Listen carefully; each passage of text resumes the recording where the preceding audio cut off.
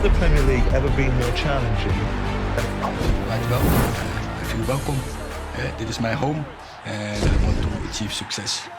Okay?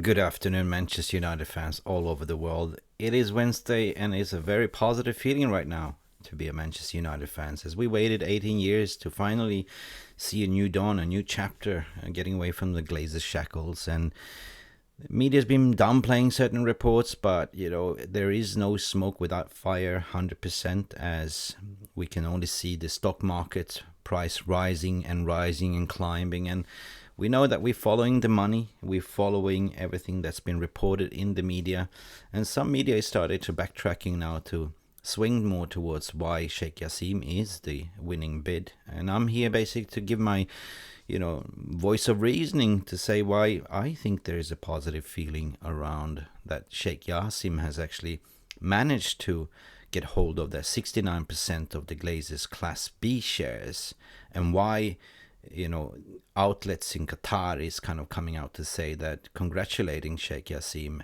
However, that's also trying to be downplayed by the British media. But it's strange because usually big executives coming out on Twitter are also congratulating Sheikh Jassim. Even if there's an NDA signed, they feel very confident, they're very proud. Just remember that they came out public to announce that Qatar has entered into the bidding process. And people always say once Qatar enters the race, they make sure that they're not losing. So we've seen numerous occasions that even reported in the media that it's been the shadow bidding process facilitated with one purpose only, and that is to get the premium buyout clause for the shareholding price of 69% Class A by the 6 Glazer siblings, right? And that communication broke down between Rainy Group, because you are basically bidding, you playing cards, Texas Holding, you don't know, playing blindfolded, don't know what the actually asking price is. And the communication did ring between, Sheikh Jassim and Rain Group broke down. So they basically had enough, as they do, humble people as they are. They went around the corner, went straight to the horse's mouth, the Glazers, to negotiate a price, to understand what is the premium buyout that you want. We are buying 100% cash, one transaction only, but that means that we are buying 69% of all your Class A shares, and also the remaining 31%, which is held by Arias Group, Industrial Investments, which is Arias Group, Lindsay Train and Bowen Group, and the remaining is kind of retail investors like you and me, and day traders that are kind of buying and selling those stocks, right, in a way. So the stock market has reacted as it does, and it doesn't react for speculations or rumors. It's been climbing and climbing and climbing. And you can argue to the point that, insider information doesn't exist, but it's a common factor within the trading industry that is called dumb money and smart money. And the smart money always wins. They are the ones that have some insider information, and they are the movers and shakers at the end of the day. So this is why I believe that there is no smoke without fire. This is what I believe in, what I've been told also from Qatar's side as well, that you don't publicize certain information if it's not true, because it is a criminal offense in Qatar law to publish anything that's misleading information. That would lead up to $100,000 and imprisonment. Just remember that Sheikh Jassim is buying 100% of all the shares, so this takes time. Even if the reports came out that it's been successful, that means that Sheikh Jassim Camp 92 has bought 69% of the Glazers Class B shares, right? But you will still need to attack the remaining 31, and we've been reporting this in this podcast before, that according to the Cayman Island rules and regulations, Section 238, according to the Cayman Islands Companies Act, gives you shareholders a statutory right descent from the merger of a Cayman Island incorporated company. Now, Manchester United PLC are incorporated under this rule. That is to be paid a judicially determined fair value for the shares, instead of the merger considering being offered by the merging company. that is kind of simple terms to say that, you know what, you are negotiating with the minority and the investors, like, you know, not that holds the Class B, to negotiate a premium buyout for them in order for not to have any disputes. You know, the glazer walks away anything between $35 to $38 per share. That is a premium offer. But then you have also attack the minority industrial stakeholders, which I think hold about 21% of that, 31%, to give them a buyout of 30% per share.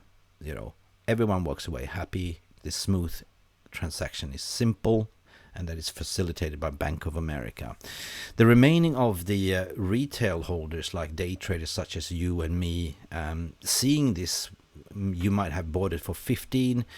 You're seeing that now rising up to 24, 23. You make huge profits. And this is why you're seeing the spike going up. People are buying it because they know that a takeover is about to take place. And according to fair price, according to Cayman Island, Bank of America at the end of the day will step in to say, this is the price what we're going to offer. This kind of might be $26, $27. Just giving you an example. So that is kind of a smooth process, and in a way, it's not going to be a problem. It's not going to, take a lot of time. People coming out to say that there might be some announcement this week, but it makes also sense from a strategy if it's Sheikh Jassim to say, I'm not going to announce anything until it's 100% acquired, right? It makes sense that he went out to say that 69% has been successful, and that is the Glazers share. So I hope this makes sense. Now, for me, personally, this is what I believe as well, because I've been studying the financial markets, been speaking to people close to the 92 Foundation, Qatar investment banks, and a lot of people are coming back to me to say, yes, this is true, right? And these people will not come forward if they were not confident that the Glazers has actually accepted the 69% bidding. What the premium price is, I don't really care. But what matters is that the Glazers are getting out of this club as soon as possible, right? And we have a transfer window opening about in 2 weeks, international transfer window, so it's fairly crucial that this gets done and dusted. In terms of the directness fitness test, Premier League, I don't think that would be a problem either. That's very quick as well, right? I think that paperwork has already been submitted, and if they're going to dispute it, there'll be ramifications to see, like, hang on a second. Newcastle was bought up recently by Saudi Arabia. That went very smooth. If we go back in 2005, 2007, I think when, Sheikh Mansour from Abu Dhabi bought it up, that's another thing. But then British press and media, they need to backtrack because they've been far too xenophobic and don't really want a foreign entity and been calling it sports washing, human rights and all that stuff. But they keep forgetting that, Manchester United is based in Manchester. The stadium is in Manchester, Old Trafford. It's bound by British laws and regulations, so they are just investors into the club. And hopefully, what we've seen, they are pledged a lot of investments around the infrastructure, creating job opportunities. So I don't see this being in any shape or form being a problem. Now, I'm interested to hear from you, 100%, but I feel quite positive. I'm not going to get giddy. I'm going to keep my powder dry until I see the full announcement, the full statement. And I believe the ones that go out and say will be the Bloomberg, the Financial Times of Bloomberg, not the British press, or it will be a statement written by the Rainy Group, hold together with Qatar to announce that we have now successfully acquired 100% of Manchester United. Mike Keegan is believing himself in a tweet here that he feels positive in a way that this might conclude this week. I don't want to set any deadlines. I keep saying that if we waited 18 years for the Glazers to finally leave, what more can we ask for a couple more days at least, or a week if it's required, to actually have a full announcement of 100% so we can turn the page, go in the transfer market, invest in players that Erik ten Hag wants, clear the debts, reset the FFP a little bit, and that will give you a total different dimension in terms of indication what you can spend in the transfer market. So in conclusion, all roads leads to Doha. As deluded so many times in my podcast, I don't see this going any other way. I don't see the media smoke screens and props promoting Ineos, and all they want to do is pile on more debt, creating even a worse situation than Manchester already in. And even if Sir Ineos or Sir Jim Ratcliffe would have passed the fitness test, they would look at the finances as well, and that will be challenged according to my opinion as well. So never again do we want to see any of those kind of hostile takeovers with you pile on debt, borrowing money to buy a club which you can't afford to run. When this will be announced, we are waiting, but I feel almost so positive, energetic and hopeful that it won't take long. To be honest, the international transfer window opens in 2 weeks. The domestic window is open now.